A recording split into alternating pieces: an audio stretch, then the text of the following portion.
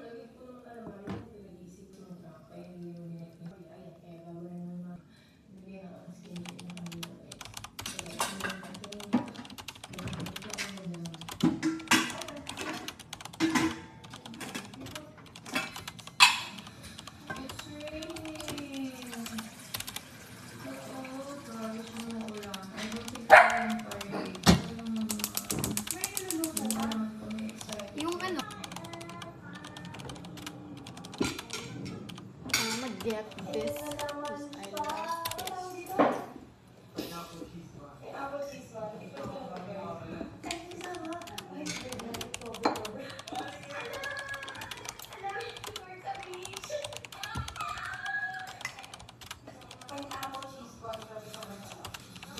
Sa tingin mo, nakakawisip na. Ano oras yung tatanong ako? I don't know. Sa tingin mo mahaba? Si tatay? Oo. Feeling ko hindi. Mga 8, 9. Ikaw, ano feels mo? Hindi ko siya makauwi.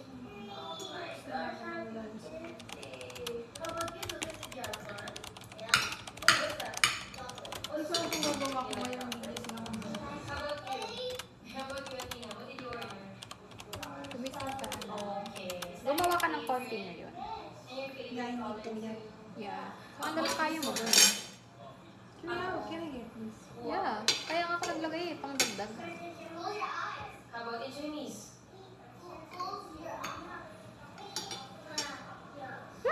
I'm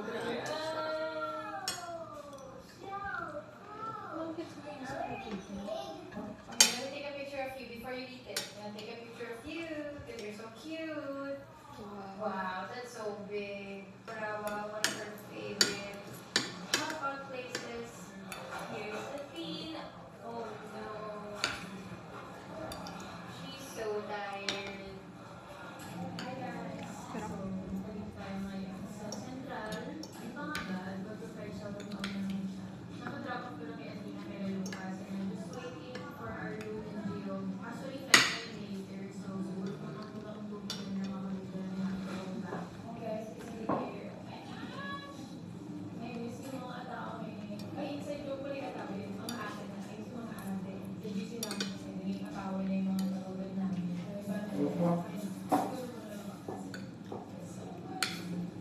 Ito kami guys sa Moon Street. Puro siya mga coffee shop. Nalak nila Arden dito. Ang saya. Ngayon lang ako nakapunta dito. Tagal na natin yung pabalik-balik sa Hong pero ngayon tayo napunta sa mga kape-kape. Actually, may mga deconstruction pa lang. Pero, yeah. Okay. Wala ko na pagkain ng tanghali ah. Mamaya tanghali. Oh, tanghalian natin. Tanghali ano yan? Ano ito? Ay, Breakfast. Gusto mo naman, sabay mo na. Sasabi ko. It's never. Ikaw, maaga ka rin aalis ano? Ano yung birthday, my baby boo? Can I get, Coke float, please? Ay, wala na. Apat Wala yan. lang. Tatlo lang, di ba yung order mo kanina? Oo, sabi mo. Apat yan, oh. Ting-ting, ah. Ay, bigyan mo naman siya. Oh, thank you, dear. Hello.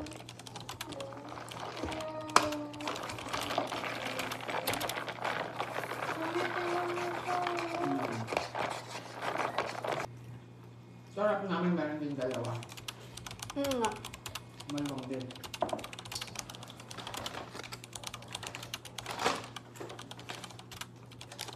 Yum-yum mo, Hong Kong. Happy birthday.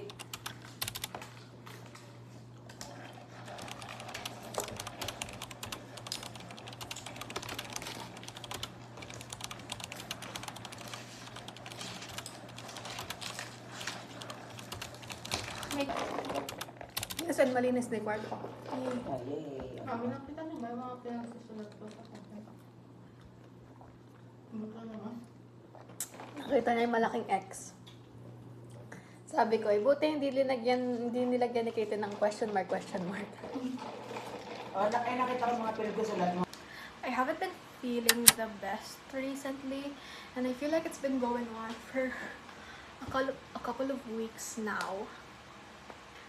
And I feel like a good retail therapy would be good. I've been reading yung Daily Stoic, and it had inspired me to practice Stoicism. And with that, I'm gonna show you what I bought today.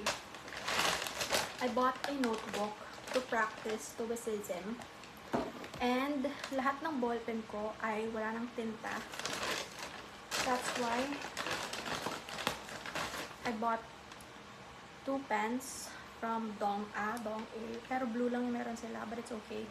The reason that I would buy yung may line na notebook kasi I'm gonna start practicing writing in cursive para mas mabilis and para mas kumanda yung penmanship ko in cursive. So, this is what I first bought. Second, I bought makeup. I bought 3 pieces of makeup. This is the Hydro Fix setting spray. Ayan, nakita ko yung review sa TikTok and I generally really enjoyed yung parang gusto kong makita yung set but still glowy finish. So I bought this and I bought a lip gloss from YOU. This is the Icy Glow Lip Serum. I'm actually wearing it right now. It looks so nice. And I finally have a liquid chisel or a contour. And then I went to Watson's kasi sumasakit yung puson ko and feeling ko dadatnan ako. I feel like part yun kung bakit masakit yung puson ko. Ay kung bakit I've been feeling so bad recently. So, what I bought are nail file and a foot mask kasi sobrang daming kagat ng lamok yung paa ko and nagkaroon na siya ng dark marks and I want to remove it, so I bought a peeling mask and then I bought a shaver kasi ginamit ko yung shaver na panlalaki and then it just cut me in 2 places. Here, can you see? Nakita niyo ba? And then a lot here. Other places. I bought a feminine wash. And then finally is Buscopan Venus. Sobrang aga ko nagising kaninang umaga. Like 3 a.m. kasi moving up ng kapatid ko and I did her hair and makeup. Ngayon, hinatid ko siya kasama nila mama and then bumalik ako dito and then I just slept. Pero ngayon,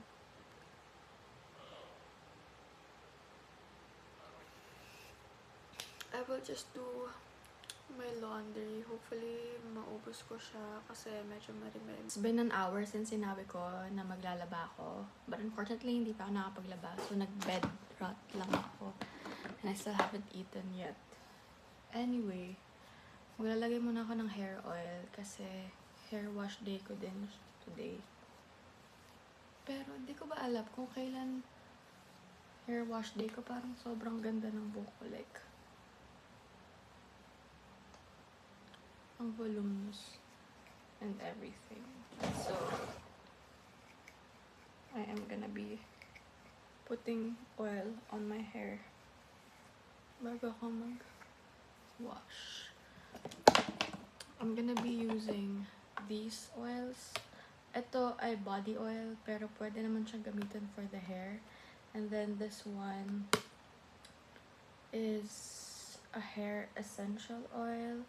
This is cocoa butter and camellia seed oil. And then this one is a sunflower oil. So I've been using body oils for quite some time na. And sobrang bet na bet ko talaga yung sunflower oil for my body and my hair. And sometimes I use it on my face even. So ayun, yun lang. I just put it all over my hair para ma-hydrate siya. Kasi ang dami ko din talagang products na nilalagay dito. TBH. So, yeah. Actually guys, if you didn't know, ang sunflower oil is super rich in vitamin E. Wala lang.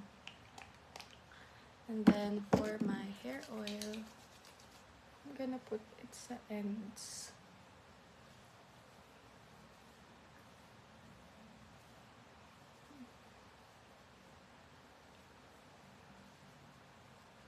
And I would try not to brush it, but actually sometimes ibabrush ko din siya.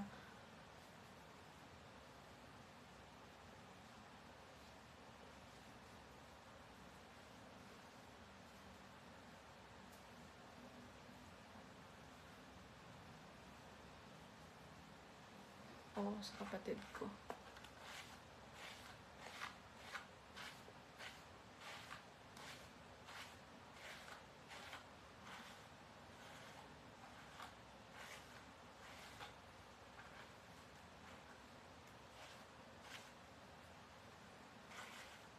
Ayan, so I'll just leave this on for a few hours. Kapag naligo na ako. Pero for now, maglalaba na ako. Hopefully, hindi na ako mag-bed rot. Or magkakape muna ako or something. I just don't know. So yeah, see you when I see you. Finally guys, maglalaba na ako. So I'm just separating lahat ng t-shirt dito. I still have a lot here. So lahat lang ng t-shirt. Yun muna yung sisimulan ko. Colored shirts. So I don't get overwhelmed. Kasi balak ko mag-hand wash. At ang init-init. And I feel like hand washing clothes is such a vibe. So isa-separate ko muna siya. All the shirts. And then all the shorts. And so on.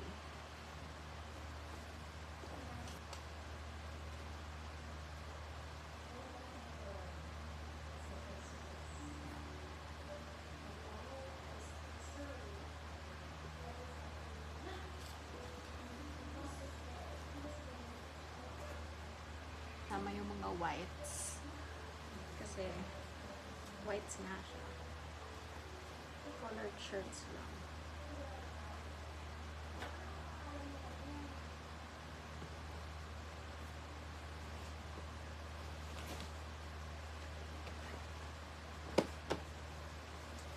Sobrang dami ko na palang hindi nahuhugasan. Like nalolaundry na shirts. These are all mag-hand wash ko. But these are just shirts. So, probably do a lot of other batches. Kasi madami talaga siya.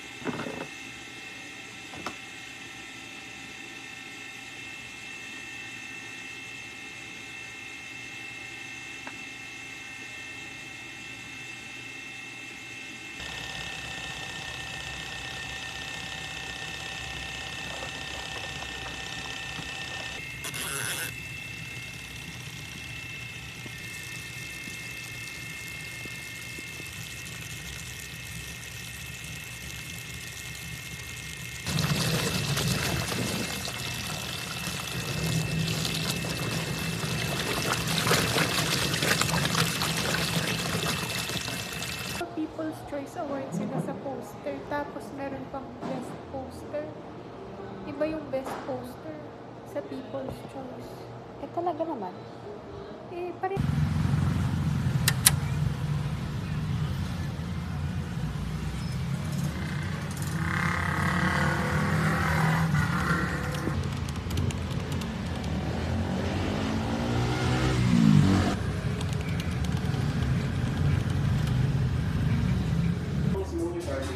Classic Cat Burger, so this is King's Burger. Sa Cajun, double fries, not honey, fries, after some Coke Zero. What? Alam sa McDo? McDo yun. Yeah. Papasok ka sa loob na drive-thru. Lalagpas ka yung good sam na yun, tapos nandun yung Bernie's Burger. Pagkakusyan mo na yun.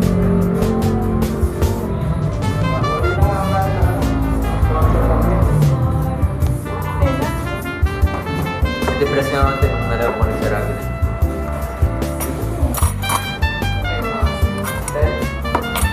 Sarap pa naman kasi ng burger nila.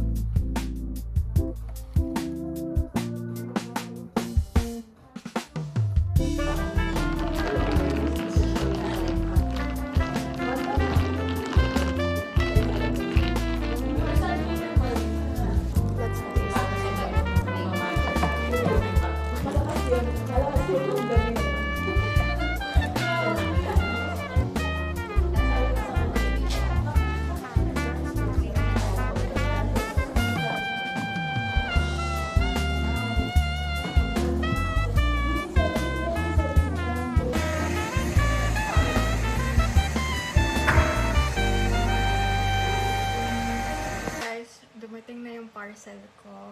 And sobrang inaantay ko talaga to. Ever since in-order ko siya. So, ito yung dalawang things na yun. So, let's open it up. So, ang first na in-order ko ay is this Boya Mini 2 na mic. Kasi pag nag-film ako in public, nahiya akong magsalita ng malakas. Feeling ko hindi siya maririnig. So, let's check it out. Tadaan! Oh my gosh. Look. Ito yung transmitter niya. It's so small. Ay. It's so small. USB-C lang. Shit. Kind of nervous. Tignan natin. Ito yung charging niya. And then, ito yung pinaka microphone niya. Ayun! Okay. Pinabahan ako. So, ito yung mic niya. And then, ito yung, oh my god, ang cute niya. What the hell? Ito yung isang mic, which is super nice. And then, the other one is this one. It looks like this. Ganda. So, paano ito i-connect? Plug and play lang ba ito? Tignan natin sa instructions. Instructura. Oh! We also have a mini dust bag. So, lagyan na natin siya diyan. Whoop! And Oh, lit. Ganda. Itong parcel na to, buksan natin, guys. Ano ba to?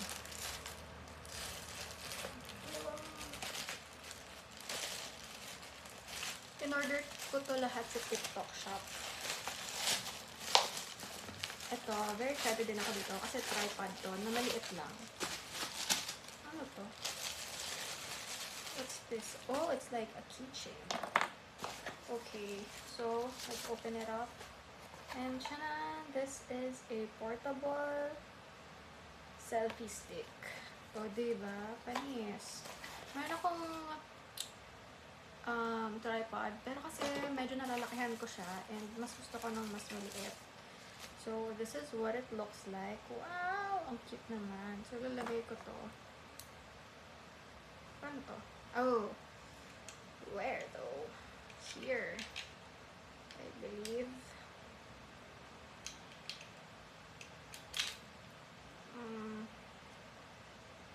Boobs. Ayan.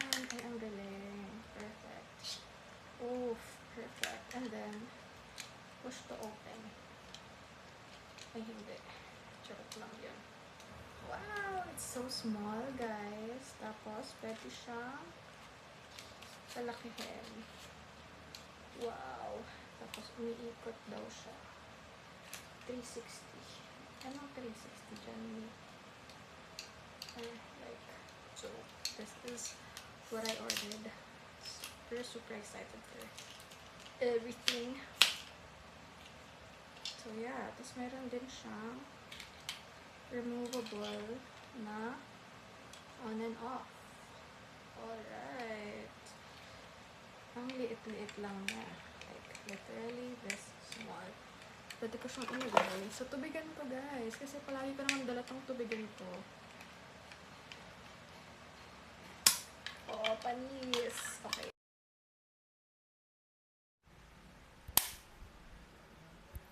Ayan. Hello, guys. Gumagana na ba siya ngayon? Ito-try ko with noise reduction. So, pindutin natin siya ng once. Ayan. So, gumana ba yung noise reduction? Kapag hindi gumana, grabe, ang sobrang tanga-tanga ko naman. Pero, pinair ko na to sa app. So, sana ngayong pinair ko is mas gumana kasi pinapakinggan ko yung audio kanina and narinig talaga yung tunog ng fan. Pero ngayon, sana hindi na kasi naka-noise reduction na siya. Let's see. And yung tunog naman, so ganito yung tunog kapag ganito kalapit sa bibig ko. Tapos, tignan natin yung magiging tunog niya kapag nandito lang siya sa may baba ng damit ko. So, guys, kamusta yung tunog? Maganda ba? Maganda ba yung tunog? Sound check, mic check, 1, 2, 3. I'm just gonna be talking to you guys about the things that have been happening to me or like yung mga ginawa ko while I was not really uploading sa YouTube. So basically, I was focusing on improving myself and my habits, which actually hanggang ngayon is ginagawa ko pa rin. And also, sobrang lala ng parang anxiety ko ever since school started or like ever since this year started, 2026. Grabe ang lala. Like, na-realize ko na parang, hindi naman sa na-realize, pero I really felt na I wasn't really doing that well in academics and I feel like I could do so much better if I tried. Tapos parang I look back on the things that I did in like my 3 years of college. Tapos parang it just felt like nothing was sufficient. Tama ba? Parang I didn't feel like I was enough. I mean, hindi naman bagsakan yung grades ko or anything, but like, I just felt like I could have been doing more. Pero, parang nagkakaroon ako talaga ng argument with my brain. Like, on the other hand, I felt like I did a lot of things. I joined a college pub. I competed in regionals for that college pub. I won awards there. I tried debate and won there actually. And then I met a lot of people. I met all kinds of people. And then, I was inspired by many other people. Tapos, ang dami ko ding experiences talaga this college time ko. And most importantly, siguro, was like, I spent so much time with myself, especially parang nitong 2026 nag-start. Or hindi, parang dumami lang nitong 2026. And it's like, I just have so much fun spending time with myself. So parang, alam mo yung conflict na you want to graduate with something. Alam mo yung parang magiging proud yung parents mo because I am, alam mo yun, parang privileged enough na I don't have to think kung may pambaon ba ako the next day, kung may makakain ba ako the next day, kung kaya ko bang pumasok. Because literally, my parents worked so hard for the life that they have given us. Tapos, the only thing that I need to do is study and study well. I didn't say na hindi naman talaga ako nag-aaral, but like, alam mo yun, I could have done better. So, parang nito, especially nitong finals ng third year, na-realize ko na, shocks.